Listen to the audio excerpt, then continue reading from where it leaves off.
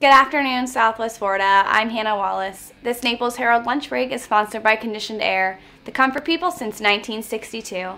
This afternoon, we'll tell you about a change in road gun laws, arrests made in a case in Fort Myers, and more. Today is Monday, July 24th, and this is the Lunch Break. Gun-friendly Arizona is trying to avoid deadly encounters between police and people behind the wheel by teaching armed drivers how they should handle themselves when they're pulled over. Arizona, which allows residents to carry weapons without permits, recently changed its rulebook for the road in a bid to avoid confrontations such as the one that killed Philando Castile. The Minnesota man, who had a gun permit, was fatally shot during a 2016 traffic stop after telling an officer that he was armed. Arizona is among a small number of states instructing drivers on what to expect during traffic stops. It appears to be the first to use its driving rules to address situations in which motorists are armed.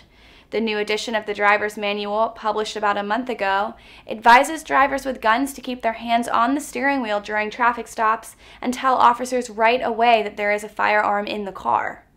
It also tells drivers not to reach for anything inside the vehicle without getting permission first, and that officers can take possession of guns for safety reasons until the stop is completed. The firearms will be returned if no crime has been committed. For more on this story, visit NaplesHerald.com. Every year, around the middle of summer, with the legislature long gone and the governor's office mostly silent, comes a time when courts are in the center of action in Tallahassee.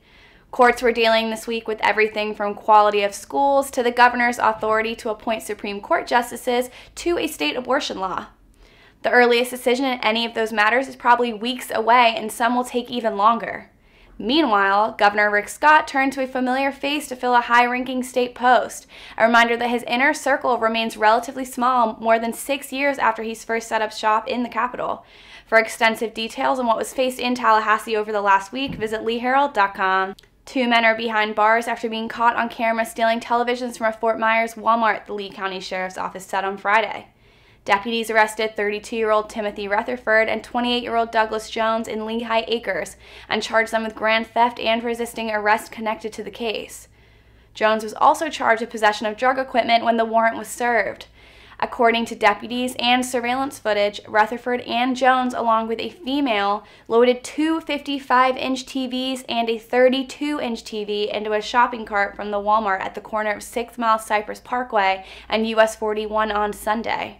Rutherford and Jones both have lengthy arrest records. Deputies have said that Rutherford has been booked into the Lee County Jail over 20 times, according to arrest records, with charges including fraud, grand theft, battery, drug trafficking, dealing in stolen property, burglary, and contempt. Jones has been arrested 6 times, including for drug possession, battery, and criminal mischief. Both are currently being held at the Lee County Jail without bond. For more on this story, visit NaplesHerald.com. And that was the Lunch Break for today. I'm Hannah Wallis. The Lunch Break airs Monday through Friday at 12 p.m. right here at NaplesHerald.com. And don't forget to check out our morning report that also airs Monday through Friday at 8 a.m. Thank you so much for watching, and we'll see you tomorrow.